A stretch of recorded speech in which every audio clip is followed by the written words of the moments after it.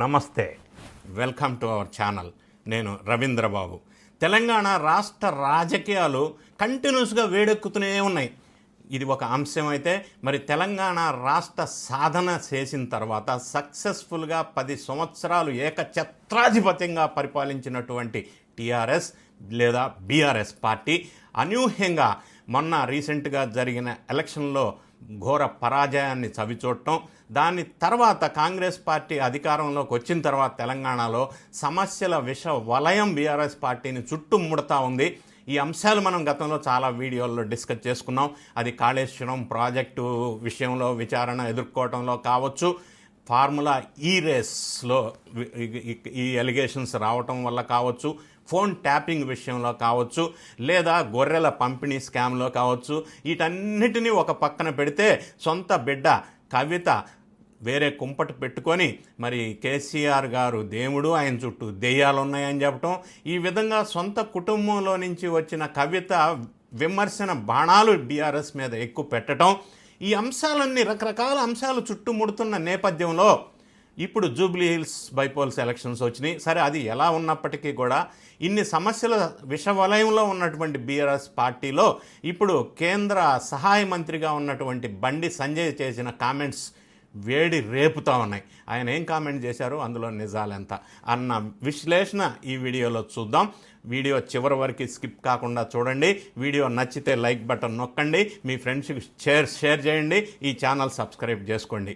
కేంద్ర సహాయ మంత్రిగా ఉన్నటువంటి బండి సంజయ్ కార్ల స్మగ్లింగ్లో కేటీఆర్కి లింకులు, కార్ల స్మగ్లింగ్ దందాలో కేటీఆర్కి లింకులు అని సంచలనమైన కామెంట్ కేంద్ర సహాయ మంత్రి బండి సంజయ్ ఘాటుగా చేశారు.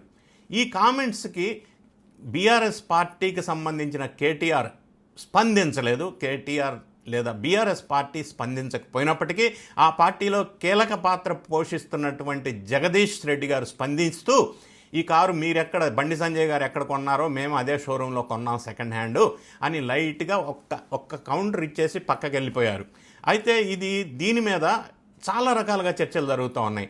ఏంటి కార్లు స్మగ్లింగ్ కుంభకోణం ఏంటి, రాకెట్ ఏంటి, అందులో కేటీఆర్ పేరు ఎందుకు వచ్చింది, వీటన్నిటి నేపథ్యం డిస్కషన్ అంతా చూసిన తర్వాత ఫైనల్గా ప్రస్తుతం అధికారంలో ఉన్నటువంటి కాంగ్రెస్ పార్టీకి సంబంధించిన పొన్నం ప్రభాకరు ఇంకొక సంచలనమైన ప్రకటన చేశారు.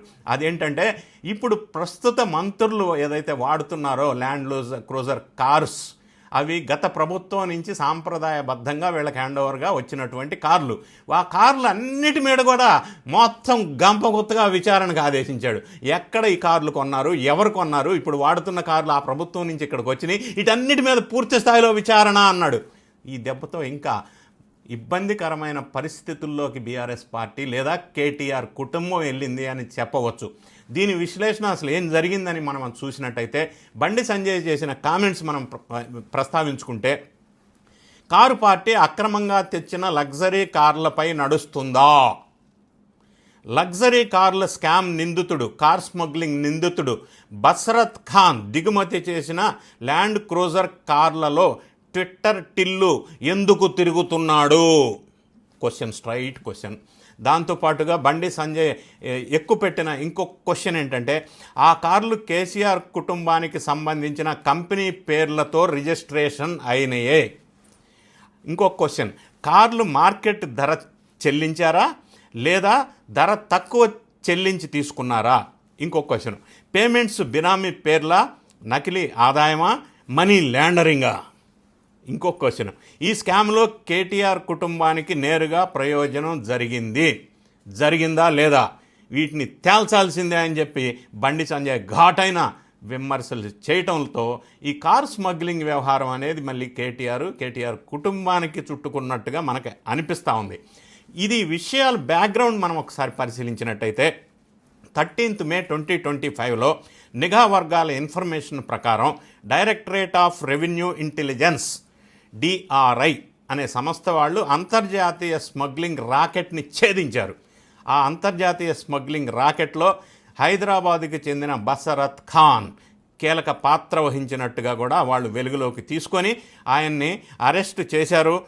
ఈ డిఆర్ఐ వాళ్ళు, డైరెక్టరేట్ ఆఫ్ రెవెన్యూ ఇంటెలిజెన్స్ అనే సంస్థ వాళ్ళు, విదేశాల నుంచి వీళ్ళు డైరెక్ట్గా కారు ఏదన్నా ఇటువంటి కాస్ట్లీ కార్స్, ల్యాండ్ క్రూజర్ లాంటి కాస్ట్లీ కార్స్ దిగుమతి చేసుకుంటే సహజంగా కస్టమ్స్ ట్యాక్స్ లేదా ఇతర ట్యాక్స్లన్నీ కూడా కారు ధర కంటే కూడా 200 to 300% భారీ ట్యాక్సులు పే చేయాల్సిన అవసరం ఏర్పడుతుంది. అందుకని ఈ ట్యాక్సులు ఎగదొబ్బటానికి వీళ్ళు రకరకాల రూట్ల ద్వారా వేరే దేశాల్లో ఈ కాస్ట్లీ కారుల్ని తీసుకొచ్చి ఇండియాలో అమ్ముతుంటారు. ఈ లక్కీ భాస్కర్ సినిమాలో ఈ స్మగ్లింగ్ దందా చేసినట్టుగా మనకి అర్థం చేసుకోవచ్చు. వీళ్ళు ఏం చేస్తారంటే ఇటువంటి బాగా కాస్ట్లీ ఉన్న కారుల్ని వయా అమెరికా కానీ లేదా జపాన్ కానీ దుబాయ్ కానీ శ్రీలంక కానీ తీసుకొని వచ్చి ఫస్ట్ డైరెక్ట్ ఇండియాకి తీసుకురాకుండా ఆయా దేశాల్లో వీళ్ళకి కావాల్సిన మాడిఫికేషన్స్ కొన్ని చేస్తారు. అంటే లెఫ్ట్ హ్యాండ్ డ్రైవింగ్ నుంచి రైట్ హ్యాండ్ డ్రైవింగు, ఇంకా రకరకాల చిన్న చిన్న మార్పులు చేసి సెకండ్ హ్యాండ్ కారు కింద అది హైదరాబాద్ కానీ ముంబై కానీ పూణే, అహ్మదాబాద్, బెంగళూరు, ఢిల్లీ ఇటువంటి అన్ని ప్రాంతాల్లో, ముఖ్యమైన ప్రాంతాల్లో, నగరాల్లోకి తీసుకొచ్చి ప్రముఖమైన సెలబ్రిటీస్కి, పొలిటీషియన్స్కి, విఐపీస్కి వీటిని తక్కువ ధరలో అమ్ముతూ ఉంటారు సెకండ్ హ్యాండ్ పేరుతోటి. దీనివల్ల 25 కోట్ల ట్యాక్స్ ఎక్కొట్టినట్టుగా వెలుగులోకి వచ్చింది. ఈ బసరత్ ఖాన్ ఎవరైతే కారు స్మగ్లర్గా అరెస్ట్ కాబడ్డాడో అతను అరెస్ట్ చేసింది 16th May 2025, రీసెంట్గా అరెస్ట్ చేశారు. ఆయన 30 కార్లు ఇటువంటి స్మగ్లింగ్ కార్లు వేరే దేశాల నుంచి తీసుకొచ్చి మాడిఫై చేసి వేరే రూట్లో తీసుకొచ్చి 100 కోట్ల కస్టమ్స్ సొమ్మును ఎక్కొట్టాడు అనేది నిరూపించబడింది డిఆర్ఐ అనే సంస్థ ద్వారా. ఈ కార్లు అయితే కేటీఆర్ గారు ఇప్పుడు ప్రస్తుతం వాడుతున్న వాళ్ళ కుటుంబ సభ్యులు బండి సంజయ్ లెక్కల ప్రకారం 6 ల్యాండ్ క్రూజర్ కార్స్ని వాడుతున్నట్టుగా ఈయన ఎలిగేషన్ చేస్తూ ఉన్నారు. దాని నంబర్స్ అన్నీ కూడా TS09D 6666 4 కార్లు కేసీఆర్ లక్కీ నంబరు కేటీఆర్కి వాళ్ళు వాడుతుంటారు. ఈ కార్లన్నీ కూడా at home hospitality services private limited అనే ఒక పేరుతో రిజిస్ట్రేషన్ అయినట్టుగా తెలియవస్తూ ఉంది. దాంట్లో డైరెక్టర్ శైలిమ పేరుతో ఈ కార్లు రిజిస్టర్ అయినట్టుగా ఈయన వెలుగులోకి తెచ్చారు. అందులో ఇంకొక డైరెక్టర్ కేటీఆర్, ఇంకా డైరెక్టర్ సంతోష్ కుమార్ కూడా ఉన్నారు డైరెక్టర్స్గా. వీళ్ళంతా పదవీ కాలం 4th October 2024తో అయిపోయింది. కానీ శైలిమది మాత్రం 26th 11th 2021 వరకు ఈ at home hospitality services private limited సంస్థలో డైరెక్టర్గా ఉన్నారు. అక్కడ కేటీఆర్ గారి సతీమణి డైరెక్టర్గా ఉన్న సందర్భంలో ఆమె పేరుతో ఈ సెకండ్ హ్యాండ్ కార్లుగా, లగ్జరీ కార్స్గా చెప్పబడుతున్న ఈ కార్లు ఏదైతే బసరత్ ఖాన్ స్మగ్లింగ్ ద్వారా తీసుకొచ్చాడో విదేశాల నుంచి, వీళ్ళు తక్కువ ధరకి ట్యాక్స్ ఎగదొబ్బి దేశానికి, రాష్ట్రానికి నష్టం కలిగించేటువంటి ఈ స్మగ్లింగ్ దందా చేసే వ్యక్తి దగ్గర ఈ కార్లు కొన్నారు. ఈ బసరత్ ఖాన్ హైదరాబాద్లో ఎస్కే కార్ లాంజ్ షోరూమ్ అనే ఒక కార్లు second hand luxury costly car showroom ఆయన నడిపిస్తూ ఉన్నారు. ఆయన దగ్గర నుంచి వీళ్ళు ఒక రోల్స్ రాయస్ కానీ, ఒక లెక్సస్, 2 లెక్సస్ కానీ, 5 ల్యాండ్ క్రూజర్ కార్స్ కానీ వీళ్ళు కొన్నట్టుగా ఈ బండి సంజయ్ గారు చేస్తున్నటువంటి ఆరోపణ.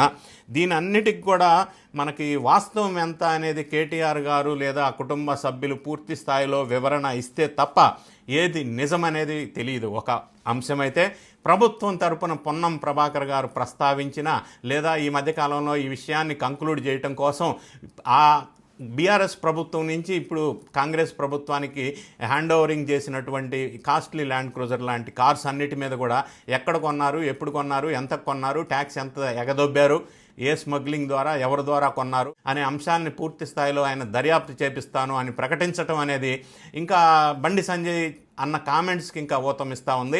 ఇప్పటివరకు కేటీఆర్, ఆ కుటుంబ సభ్యులు దీని మీద పూర్తి స్థాయిలో వివరణ అయితే ఇవ్వలేదు. మరి ఇటువంటి అంశం, ఈ కారు స్మగ్లింగ్ సంబంధించిన అంశం ఈ బీఆర్ఎస్ పార్టీ, కేటీఆర్ కుటుంబ సభ్యులకి చుట్టుకోవటం అనేది విచారణకరమైన అంశం.